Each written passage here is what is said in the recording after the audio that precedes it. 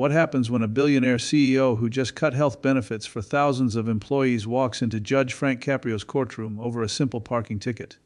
This man, accustomed to running corporate empires and making life-affirming decisions without a second thought, was about to learn a lesson no MBA could teach.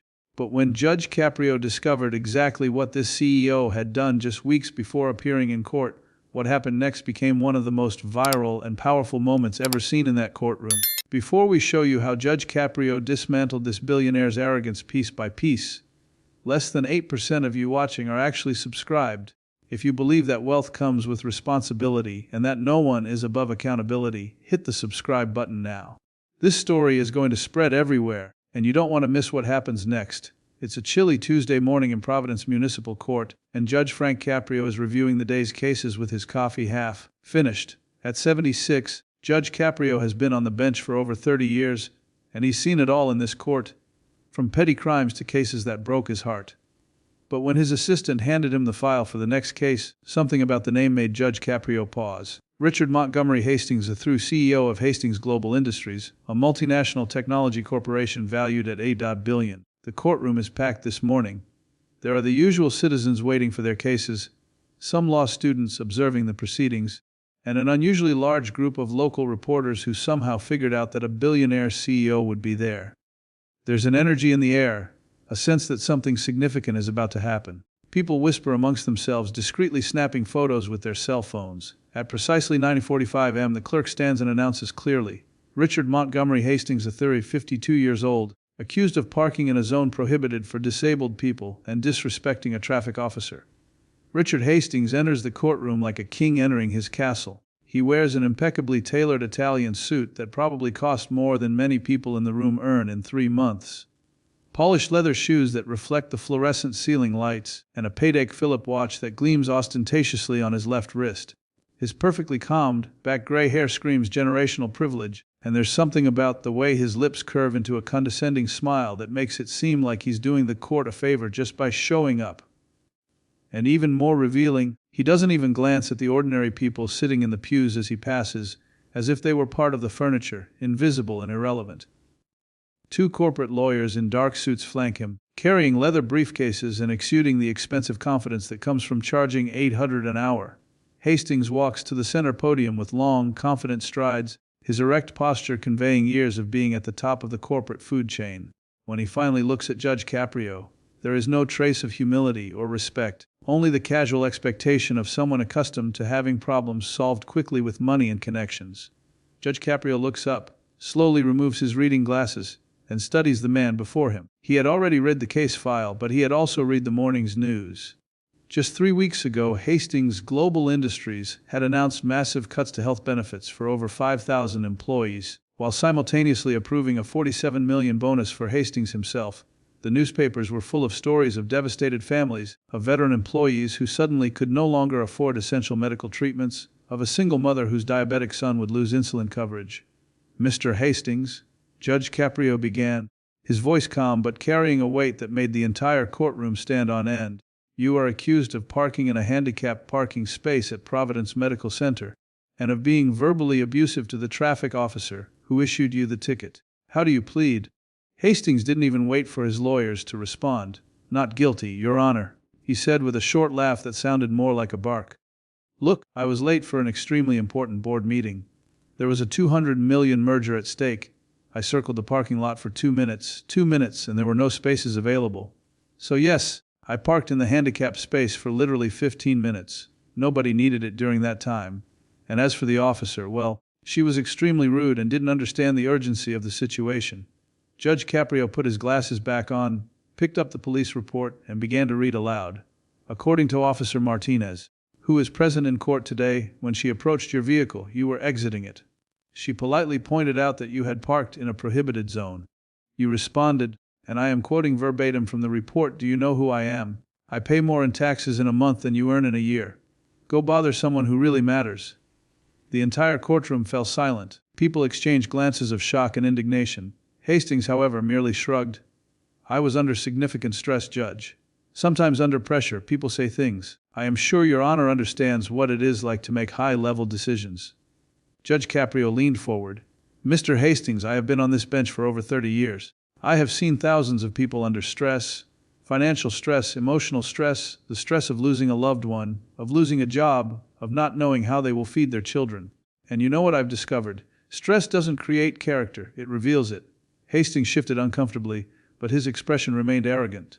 Officer Martinez, Judge Caprio called. Could you come forward and tell us exactly what happened that morning? A Latina woman of about 35, wearing the navy blue uniform of a traffic officer, walked to the front. Her hands trembled slightly as she held her notes. Your Excellency, it was around 8:15 in the morning. I was making my regular rounds at Providence Medical Center when I saw a black Bentley parked in reserved space number 3, which is specifically designated for patients with mobility impairments. As I approached, Mr. Hastings was getting out of the car with a briefcase. I politely informed him that he was in violation and that he would need to move the vehicle immediately. And how did Mr. Hastings respond? Asked Judge Caprio. The officer took a deep breath. He looked me up and down and said I should be grateful that people like him pay taxes for my salary. He said he had more important things to do than listen to a useless bureaucrat, and that I should go back to where I came from. When I started writing the ticket, he called me incompetent and said he was going to make me lose my job. Tears began to form in Officer Martinez's eyes. Your Honor, I have served this community for 12 years. I have never been disrespected in this way. But what really hurt me was that, while he was yelling at me, I saw an elderly lady with a walker circling the parking lot, looking for an accessible spot. She ended up having to park far away and walk a considerable distance to the entrance. She was having trouble breathing when she finally got there. Hastings visibly rolled his eyes. That's dramatization. Judge, I can't be held responsible for every person who... Mr. Hastings, Judge Caprio interrupted, his voice now with a sharp edge. I strongly suggest you remain silent and listen. The CEO closed his mouth, but his body language screamed resentment. Judge Caprio turned to the officer.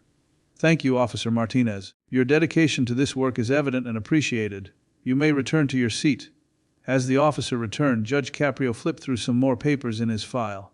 Mr. Hastings, I also have here newspaper articles from the last 3 weeks. Hastings Global Industries, your company, cut health benefits for 200 employees. Employees who have worked for your company for years, some for decades. At the same time, the board approved a $47 million bonus for you. Is this correct? One of Hastings' lawyers stood up quickly. Your Honor, with all due respect, Mr. Hastings' corporate decisions are not relevant to this traffic case. Judge Caprio glared at the lawyer with an expression that could freeze lava. Sit down. When I want your opinion on what is relevant in my court, I will ask. And Mr. Hastings, I asked a question. Guys, before I tell you what Judge Caprio does next, I need you to do something. In the comments below, tell me where you're watching from, and if you've ever met someone like this CEO. Someone who thinks money gives them the right to treat other people as inferior. Because this story is about more than a parking ticket. It's about a system where the rich think the rules don't apply to them, where empathy is seen as weakness, and where accountability is something that only happens to ordinary people. Hastings cleared his throat, clearly irritated at having to answer. Judge, corporate decisions are complex. They involve market analysis, financial projections, shareholder responsibilities. We did what was necessary to keep the company competitive. Employees still have some basic coverage. And as for my bonus, it was performance-based and approved by an independent committee. Some basic coverage, Judge Caprio repeated slowly. Mr. Hastings, do you know what some basic coverage is for a family with a child with cancer? For a 60-year-old man who needs daily heart medication? For a woman who just found out she has diabetes? With all due respect, Judge, I can't know the personal situation of every employee. We have thousands. Exactly. Judge Caprio interrupted. You have thousands. Thousands of real human beings with real families, real illnesses, real fears. But to you, they're just numbers on a spreadsheet, lines on a financial report that you can cut to increase your profits. Hastings was beginning to lose his composure. His face was flushing, and he clenched his jaw. Your Honor is suggesting that I should run my company based on emotion rather than logic. That's not how the business world works. No, said Judge Caprio, his voice suddenly very quiet, which somehow made it even more powerful. I'm suggesting that you should run your company with a minimum of basic humanity. That you should remember that every decision you make affects real lives. At this moment, there was a movement at the back of the courtroom. A woman of about 45, dressed in simple work clothes, stood up. Your Honor, may I speak? Judge Caprio looked at her curiously. Who are you, ma'am? My name is Linda Chen. I work or used to work for Hastings Global Industries. I was here today for a different case. But when I heard his name, her voice broke. One of Hastings' lawyers stood up. "Objection! This woman has nothing to do with this case!" Judge Caprio banged his gavel once, the sound echoing like a gunshot. "I told you to sit down. And you," he pointed to Linda, "come here. I want to hear what you have to say." Linda Chen walked down the central aisle, her hands trembling. When she reached the front, she turned not to Judge Caprio, but directly to Richard Hastings. "Mr. Hastings, I worked for your company for 17 years. 17 years of loyalty, of overtime without complaint, of doing everything I was asked. I was a quality control supervisor in the manufacturing department. My husband died of cancer 4 years ago, and your company's health insurance saved our family from complete bankruptcy. After he died, I raised my 2 children alone." Hastings didn't look at her. Instead, he studied her perfectly manicured nails. But Linda continued, "3 weeks ago, I received the email about the benefit cuts. My youngest son, Tommy, he's only 12 years old. He has severe asthma. He needs nebulizers, daily medication, regular appointments with a pulmonary specialist. Without full coverage, I can't afford it. I did the math, Mr. Hastings. The medication alone costs more than my monthly rent." Now tears streamed down her face. "Last week, Tommy had an asthma attack at school. He had to be rushed to the hospital by ambulance. The bill was $4,800 that I don't have. I had to start an online crowdfunding campaign, begging strangers to help pay for my son's medical treatment while you, the man I helped make billions of dollars richer, bought a 3rd private jet." The room was completely silent. Even the reporters had stopped writing, just watching this broken woman confront the man who had destroyed her financial security. "Do you know what's most painful, Mr. Hastings?" Linda continued, her voice now firmer through her tears. "I read about your bonus, $47 million. If you had taken just 1 million of those 47 million, just one, you could have maintained full health benefits for all 5,000 employees you harmed. You would still have had $46 million left. How much money is enough? How many private jets do you need while my son struggles to breathe?" Hastings finally looked at her, and for a brief moment, something crossed his face, perhaps discomfort, perhaps even a flicker of shame. But then he recomposed his mask of indifference. "Ms. Chen, I'm sorry about your situation, but nothing," she said, her voice rising. "You don't feel it. If you did, you wouldn't have done it. You would have found another way. You would have sacrificed some of your own obscene comfort. But we're not real to you, are we? We're just numbers, costs to be cut, obstacles between you and your next million." Judge Caprio let the moment breathe, letting Linda Chen's words fill every corner of the courtroom. Then he slowly rose from his chair, something he only did in the most significant moments. The entire courtroom fell silent. Even Hastings seemed to sense that something was about to happen. Judge Caprio walked around the bench, descending the 2 staircases that separated him from the main floor of the courtroom.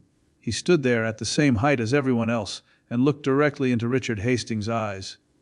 "Mr. Hastings," he began, his voice calm but laden with decades of wisdom and experience.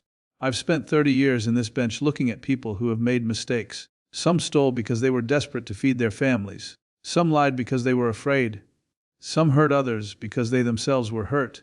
And in most cases, I can find some humanity, some remorse, some spark of decency that gives me hope that they can change." He paused, letting the silence build. "But when I look at you, I see something that frightens me more than any violent crime that has ever passed through this court. I see a man who has caused suffering to thousands of families, not out of need, not out of desperation, but out of pure greed. A man who has more money than he could spend in 10 lifetimes, yet still felt he needed more, even if it meant that children like Tommy Chen would have to fight to breathe." Hastings opened his mouth to speak, but Judge Caprio raised his hand. "I'm not finished. You came to my court today thinking this was just a minor inconvenience, just another fine you would pay with money you wouldn't even notice was missing.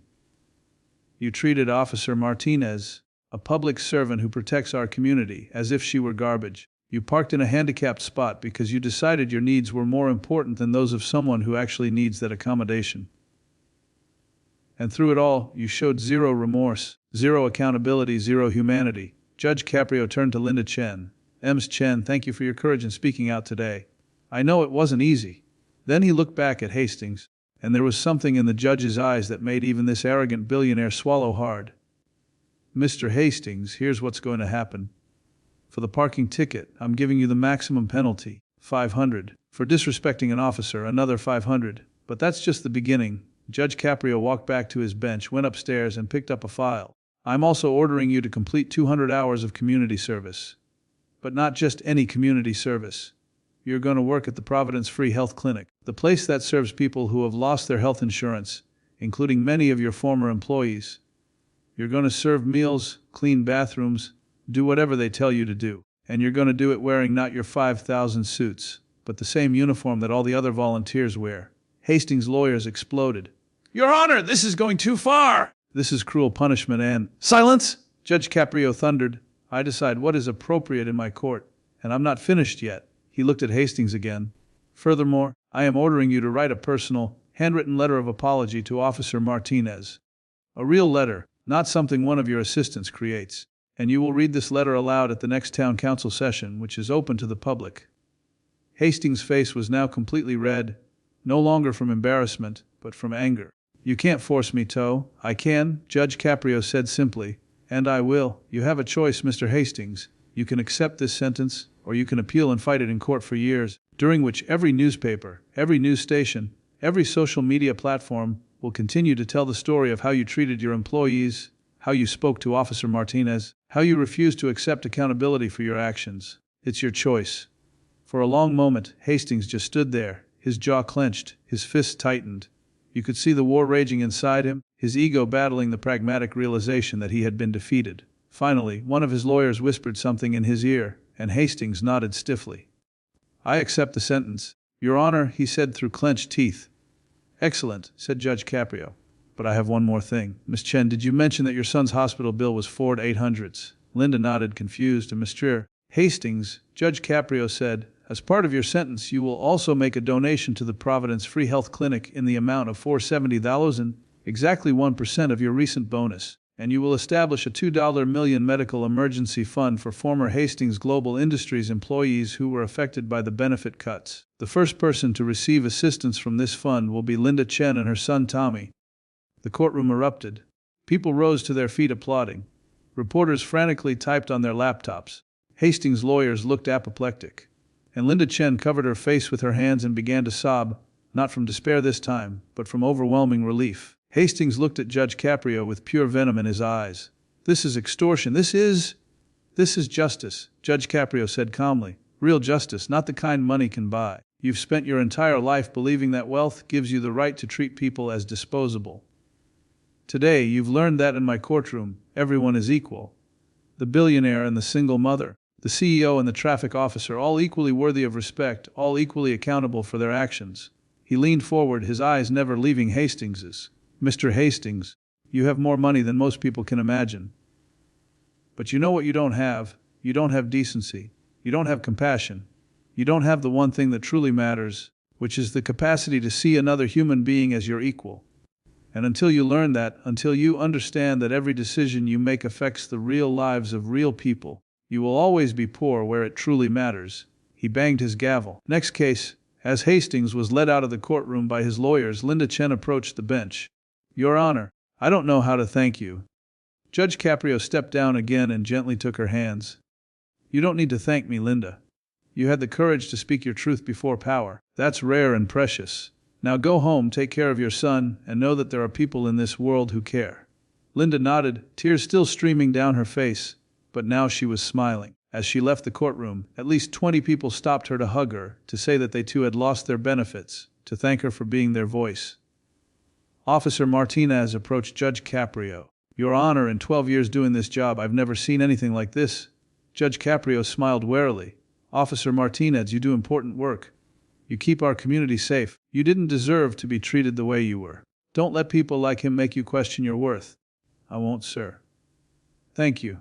6 months later, something extraordinary had happened. Richard Hastings completed his 200 hours of community service at the Providence Free Health Clinic, and while he began that work with resentment, something changed along the way. Day after day, he saw people who were sick, scared, desperate, people who had nowhere to turn. He served meals to men who had lost everything. He cleaned rooms for women who were battling cancer without adequate coverage. He held the hand of a child with leukemia while her mother filled out paperwork, and in that moment, he saw not a number, not a cost to be cut, but an innocent human being suffering. In an interview 6 months after that day in court, Hastings, looking remarkably different, somehow lighter, less burdened by the weight of his former arrogance, said something surprising. Judge Caprio forced me to see what I had become. He made me look in the mirror, and I didn't like what I saw. Those 200 hours in the clinic changed my life more than any multi-million-dollar business ever did. I met Linda Chen again, this time not in a courtroom, but in her home.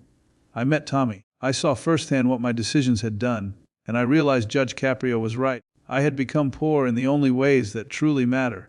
Hastings Global Industries not only restored full health benefits for all employees but expanded coverage. Hastings personally waived his next 3 bonuses, directing that money to an employee wellness fund. He implemented a program where all senior executives had to spend 1 week a year working at the entry-level levels of their departments, understanding the realities of the people they led. Did all this happen?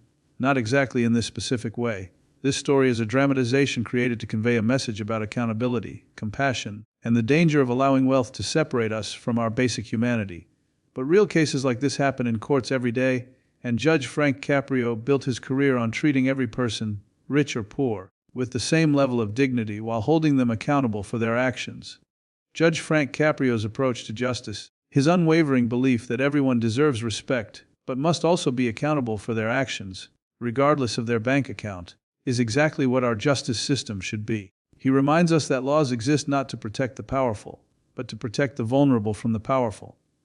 If this story touched you, if it made you think differently about wealth, responsibility, and the kind of society we want to build, then like this video. Leave a comment telling us about a time you saw someone in a position of power choose compassion over convenience, or about a time you had to be brave and speak your truth to someone more powerful. Subscribe for more stories that remind us that justice isn't about money or status, but about treating every human being with the dignity they deserve. And remember the words that Judge Caprio often says: the true measure of a society is not how it treats its richest and most powerful, but how it protects its most vulnerable. And the true measure of an individual is not how much money they have, but how they treat those who have no power over them.